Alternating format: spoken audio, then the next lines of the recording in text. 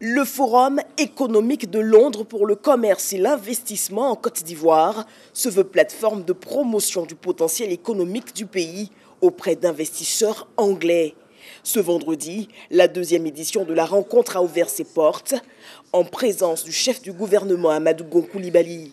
L'occasion pour l'ambassadeur de Grande-Bretagne en Côte d'Ivoire de témoigner des atouts de la destination Côte d'Ivoire. Moi, j'ai habité en Côte d'Ivoire en 2007-2009, alors c'était notre époque.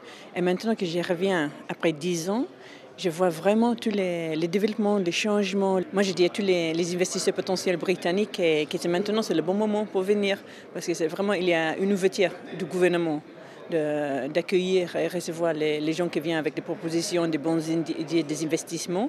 Et ensemble, on va travailler pour chercher de créer plus d'emplois, créer plus d'industries, et vraiment aider, soutenir et accompagner le Côte d'Ivoire dans son chemin de développement.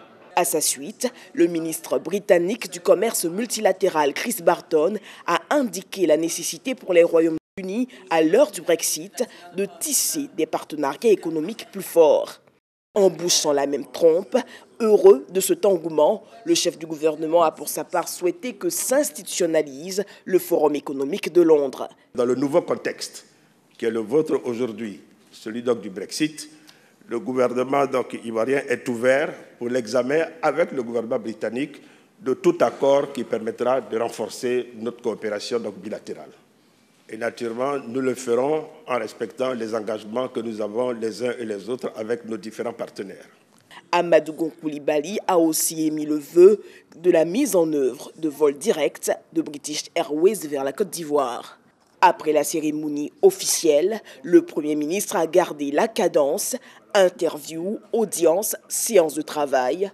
De nouvelles missions de prospection économique britanniques sont attendues pour très bientôt à Abidjan.